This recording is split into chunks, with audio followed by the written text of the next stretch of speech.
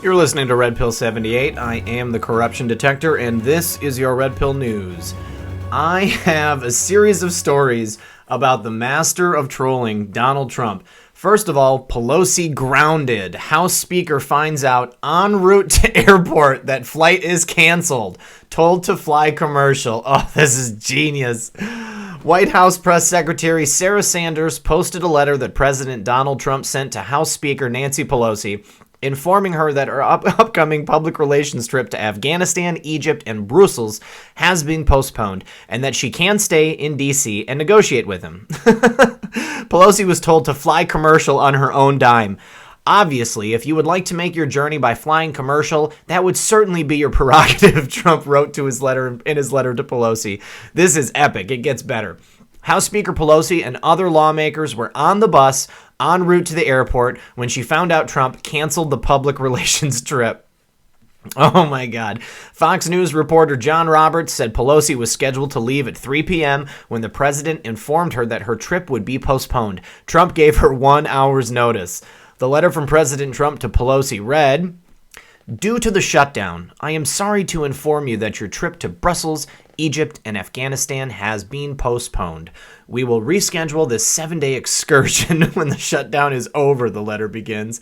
"In light of the 800,000 great American workers not receiving pay, I am sure you would agree that postponing this public relations event is totally appropriate." President Trump said in his letter that he looks forward to seeing Nancy Pelosi very soon. This is awesome. Okay, now in a follow-up, furious calls going back and forth from the Hill, State Department, Pentagon, and White House after Trump cancels Pelosi's flight. On Thursday afternoon, President Trump informed Speaker Nancy Pelosi public relations trip to Afghanistan, Egypt, and Brussels had been postponed so that she can stay in D.C. and negotiate with him. The president canceled her trip just 1 hour before she was scheduled to depart, and then told her she could fly commercial on her own dime.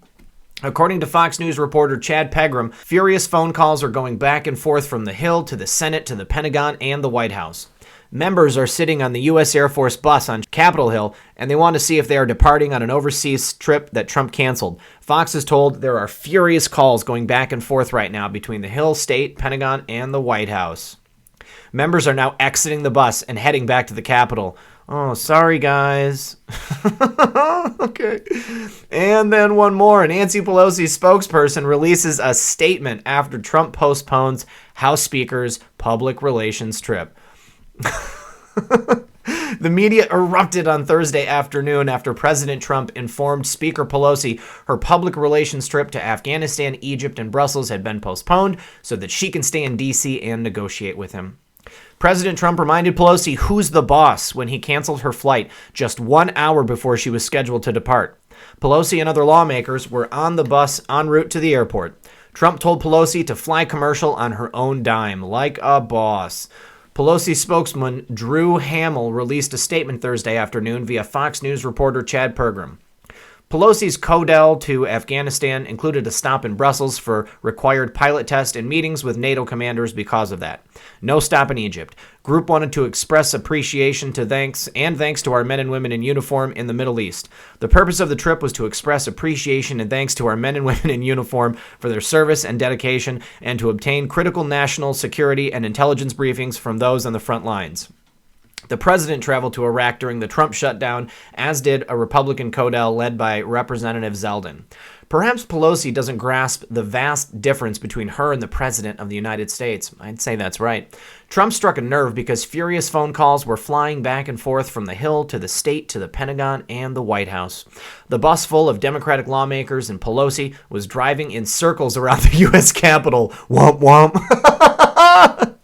Judicial Watch President Tom Fitton said there is no need to provide military planes to fly Nancy Pelosi to Brussels or Egypt, so it would have been an outrageous waste of tax dollars.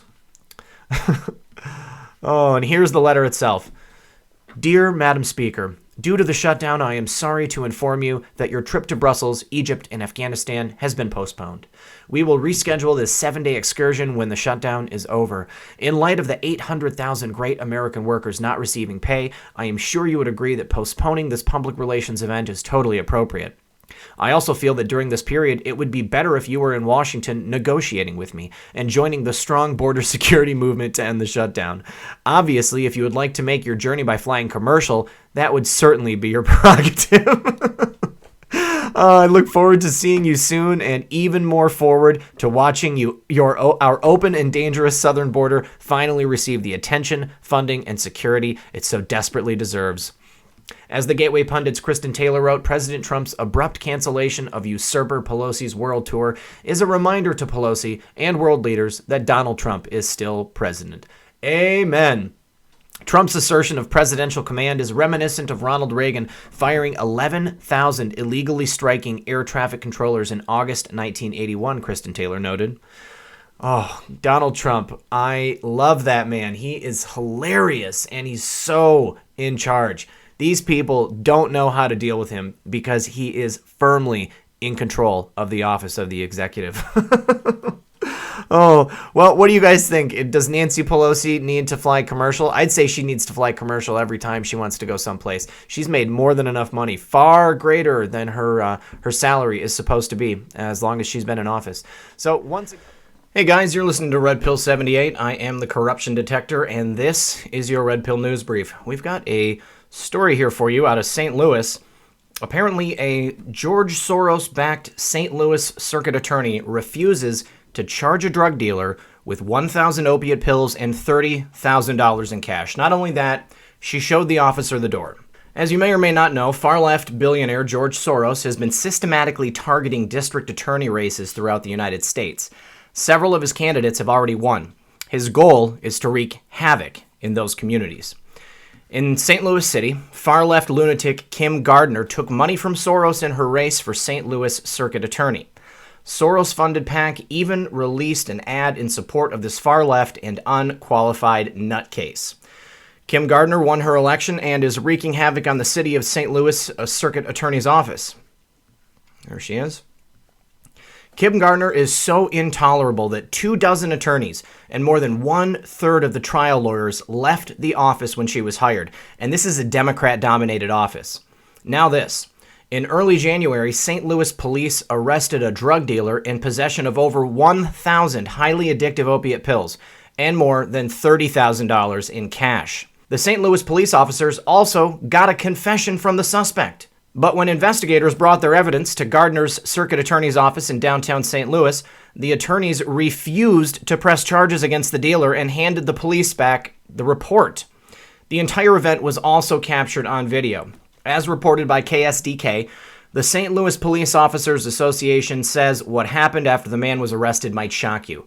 We're in the middle of an opioid crisis, when people are dying every day from opioid overdoses, and she's completely dismissive of that case, said the union's business manager, Jeff Roda. On Friday, the lead officer on the case walked into the circuit attorney's Warren office at the Carnum Courthouse to apply for a delivery of a controlled substance charge. It's a process all officers are required to do if they have probable cause to believe a crime has been committed. Roda said, "That's where we stop delivering justice and the prosecuting begins." But in this case, Roda said there was no justice. Not only were there no charges considered or filed, the officer was shown the door. They didn't even keep the report. They handed it back to him, and they said they weren't even going to look at it, Roda said. That's incredible to me. Over 1,000 pills, $30,000 in cash. There's no mistaking what that person was doing.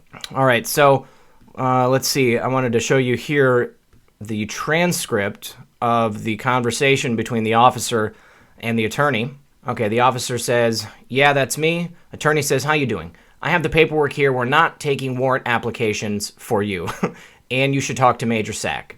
Officer says, Major Sack said to talk to Chris Brinkley. Is he here?" "He is, yeah, he's busy." Officer responds, "Okay, well, I can wait for him because I've sent numerous emails to him per Major Sack, and I have to do this. This is part of my job. Like, there's a currency seizure involved. I have to do this today. I'm at my limit. I'm past 30 days on one of them, so my boss needs this done. If I can't do this, I can't do my job." The attorney retorts, "I will tell you, this application is not going to be processed." "You guys aren't going to do it?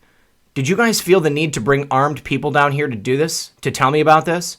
We're talking about this afterwards. Why'd you bring guys in here with guns? That's kind of messed up, man. Seriously." Now we're digressing into guys with guns. Well, you brought them down here. I've never once raised my voice down here or anything like that. I've never once done anything wrong with you people. The attorney says, I'm not raising my voice here. I'm trying to address this one issue. And any other issue you have with guys with guns, take it up with someone else. I didn't bring any guys with guns down here. Why did you ask them to come down here then? Who asked you to come down here? Speaking to the guys. Attorney says, okay, once again, no. Once again, we are digressing into those guys. Officer says, okay, I'm just curious about it, man. That's all. I've never once made a scene or anything. I have to do this like it's my job. My boss is making me come down here and do this, so that's what I'm saying. That's all I'm trying to say. And she says, what I'm trying to say is you're going to take this paperwork back or you're not. And that's the end of it. I mean, you're either going to take it back or you're not. Officer says, so you guys aren't going to review this case for viability like you're supposed to. The attorney says, no. All right, that's all I need. Thank you. All righty. Afterward, the officer sent a memo to a police supervisor in the 2nd District where the drug investigation was initiated. In the memo, the officer writes that both investigators were clearly displaying their firearms while staring at me. One of the investigators appeared to place his hand near his firearm multiple times throughout my conversation. He goes on to write, I feel like someone in the warrant office specifically requested armed individuals for the purpose of intimidation, and I fear this has happened or will happen to other police officers. In conclusion, the officer writes, in my mind, this behavior is not only unnecessary, but it is completely unprofessional. The hostility demonstrated by the members of the circuit attorney's warrant office needs to be addressed before more officers experience this aggression. Rorta called the show of force highly inappropriate. They're supposed to do their job, and so is Kim Gardner, and only one of those things is happening, Rorta said. On Wednesday, Five on Your Side asked St. Louis Circuit Attorney Kim Gardner about the video in the memo. She said her armed investigators were already in the office and were not intentionally brought down when the officer arrived. Now, she goes on to say that the officer mischaracterized the bust. I don't understand how it's possible for him to do that when he has a confession on video and over 1,000 opiates that there's no way this one person could be prescribed and $30,000 in cash. The guy admitted to selling opiates because he was addicted to them. So where's the justice? How is this possibly in the public interest? I want to just say, if anybody out there is from St. Louis, I would really like to hear your opinion on this. I'm going to make sure that I leave this article and the Gateway Pundit article pinned in the comment below.